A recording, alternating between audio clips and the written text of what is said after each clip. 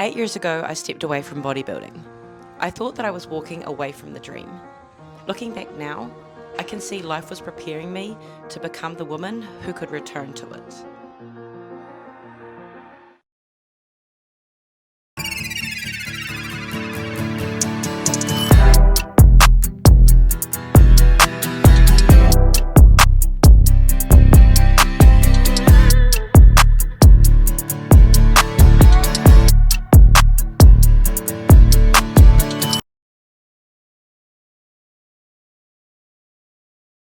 When I stepped away from competing 8 years ago, there were really two options in front of me.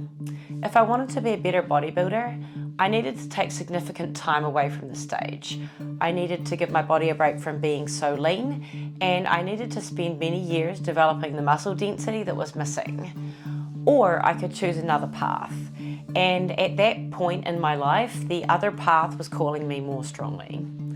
I had achieved amazing things in bodybuilding, becoming an IFBB Bikini Pro, competing at the Olympia twice, winning the New York Pro, but at the end of that chapter, my body was tired. I reached my peak at the New York Pro, and instead of continuing to improve after that, my body actually started going backwards.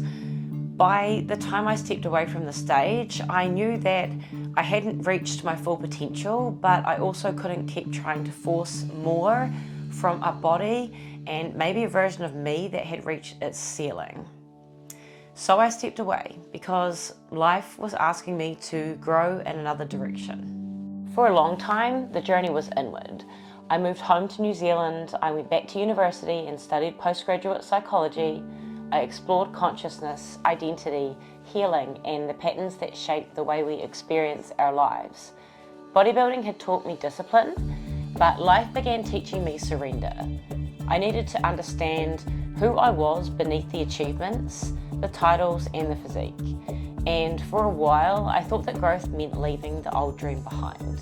But what I eventually understood was that the inner journey wasn't asking me to withdraw from life forever. It was preparing me to return to it differently. In January 2022, my dad was killed in a solo glider crash. Losing him was the single most transformative event in my life. It cracked something open in me. Before that, I think mortality was something I understood intellectually. After Dad died, I could feel it in my body. There was this very confronting awareness that my time here wasn't infinite, and I didn't get to assume that I would eventually get to do everything that I wanted to do. There was two voices that come from that. One voice that said, "What's the point? We're all going to die." And the other voice that said, "Then do it. Do everything that matters. Leave nothing important unexplored." So the first thing I felt called to do was to have children. But somewhere underneath that, there was another quieter voice. And it was asking, what about your art? Dad was an artist, and there is something deeply meaningful to me about allowing the artist inside me to be fully expressed. Bodybuilding is physical, obviously, but for me it has always also been creative. It is sculpting, the movement, performance, presentation. The body becomes the medium. And in some way, choosing to make my own art feels like allowing something of my dad's creative spirit to keep living on through me. Before my first pregnancy, I didn't know what my body was going to look like after having children. I didn't know whether pregnancy would change my body permanently or whether I'd ever see the athlete reflected back in the mirror in the same way. But I trained through both of my pregnancies. I adapted, and surprisingly, pregnancy actually woke up the athlete in me. It became another challenge, another opportunity to connect with my body and respect what it was doing and to find out what it was still capable of. After my first pregnancy, I didn't just rebuild my strength, I became the strongest that I've ever been before. And I think that was when the seed of this comeback really began to germinate. I could see the athlete coming back to the surface, but I knew that I wanted 2 children. So when Sienna was 14 months old, we started trying again, and I became pregnant with Noah almost immediately.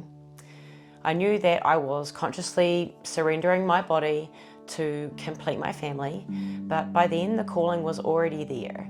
There was already part of me that was thinking, after this baby, maybe it's time to find out. At first it was only a small feeling, a sense that I was sitting on the sidelines of something I could still be participating in. Then the feeling became stronger. I wasn't only watching a sport that I loved, I was watching a world that I felt I still belonged in. Many of the women leading the bikini division now are women I competed with in my first chapter.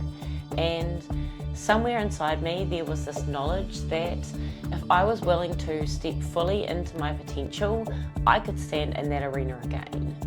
That is where the risk became real, because not trying protected me from finding out. As long as I stayed on the sidelines, I could continue believing in what might have been possible. But stepping back into the arena meant giving reality the chance to answer. And part of my ego found that terrifying. But eventually, the greater fear was no longer failure, it was never knowing. People might reasonably ask, why bodybuilding? Why get back on stage to be judged in a tiny sparkly bikini? Why put yourself through that again? But the answer has very little to do with stepping on stage. Bodybuilding is the arena, but the mountain is the process. It's the challenge of sculpting my body into the best bikini physique that I'm capable of creating. It's the artistry of building the hourglass shape. It's the training, the presentation, the posing, the discipline, the embodiment. But beneath all of that, bodybuilding has always been one of the most powerful vehicles that I have found for personal growth. When you deliberately step into a challenge and choose to climb a mountain, it reveals your current edges. It brings your fears, your patterns, and your insecurities to the surface. Not because the mountain has created them, but because it has illuminated them. And right now, I feel like the next level of life is asking me to become more fully myself as a woman, a mother, a coach, an athlete, and an artist. The version of me who is capable of doing this feels like me turned all the way up. She's not shrinking, she's not hiding, and she's not afraid to be seen wanting something. She's driven, confident, expressive, and alive, and that's the version of me that I want to be right now.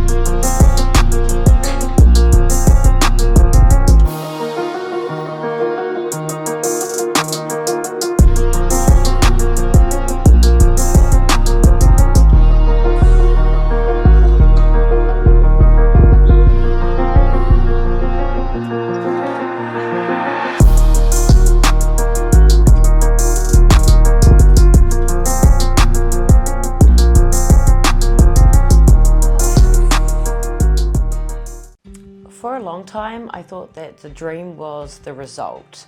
Winning, qualifying for Olympia, getting to the top. But I don't think the dream was ever only what waited at the top of the mountain. The dream was the mountain, the process, the person that it required me to become, the parts of myself that I would meet along the way. This comeback isn't about becoming the athlete I used to be. That woman got me here, but I'm not trying to recreate her. I'm bringing everything that I've become back into the arena. Unfinished business isn't about unfinished bodybuilding. It's about unfinished potential. It's about the part of us that knows when we're leaving something important unexplored. I don't know exactly what will happen when I step back on stage, but I know what happens if I never try. I spend the rest of my life wondering, and I'm no longer willing to live on the sidelines of my own potential. As you're watching this, I'm currently 6 weeks away from stepping back onto an IFBB Pro stage for the first time in 8 years.